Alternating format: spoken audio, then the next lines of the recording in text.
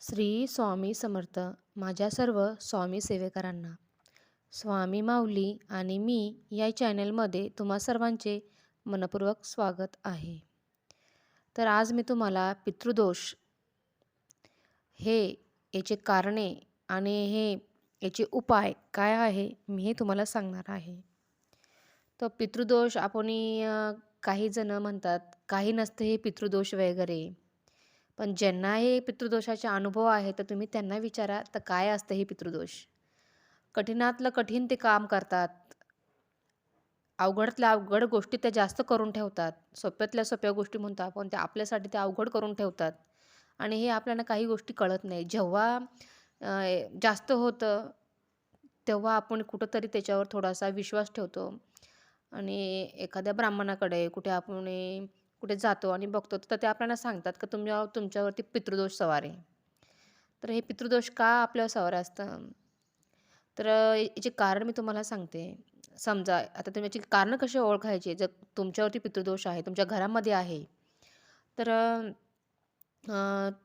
आज तुम्ही रात्रीचे झोपले आहात आणि अचानक तुम्हाला 12 वाजता तुम्हाला जाग येते आणि तुम्हाला झोप येत नाही. तुम्ही कितीही प्रयत्न केला, तुमचे फक्त डोळे वर गरगर करत असतात, इकडं-तिकडं तुम्ही बघत असतात आणि कितीही लाख तुम्ही प्रयत्न केला, तुम्हाला झोप येतच नाही.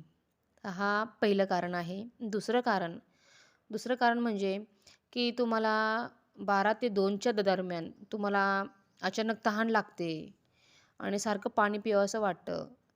तर हे दुसरं कारण आहे. सारखं पाणी पिणं म्हणजे आपण ते पाणी पित नाही, ते आपले पित्र आपल्या शरीराद्वारे ते पाणी पित असतात. आणि तिसरं कारण तुम्हाला 12 चे 2च्या 3च्या दरम्यान तुम्हाला असं 12 म्हणजे 12 वाजेपासून तर 4 वाजेपर्यंत तुम्हाला 3 वाजेपर्यंत तुम्हाला भूक लागते आणि तुम्हाला काहीतरी खावंसं वाटतं की नाही मला मला कंट्रोल होत नाही भूक, मला जेवायचंच आहे, थोडंसं तरी मला खायचं आहे. तर हे तिसरं कारण आहे. आपण ते मजाकवारी घेतो, म्हणतो का नाही बाबा मला असं मी पोटभर जेवलो नाही म्हणून मला भूक लागते, मी पोटभर पाणी पिलं नाही म्हणून मला तहान लागते.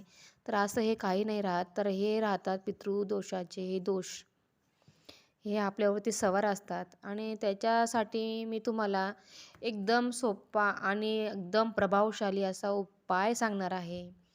तो उपाय म्हणजे तुम्ही संध्याकाळी ईशान्य दिशेला आपण जेवण वगैरे करून सगळी कामं आटपल्यानंतर ईशान्य दिशेला एक तांब्या भरून पाणी ठेवायचं आहे आणि ते पाणी तुम्ही सकाळी जेव्हा उठल्यावरती तुम्हाला तुमच्या दरवाजाच्या बाहेर टाकायचं आहे.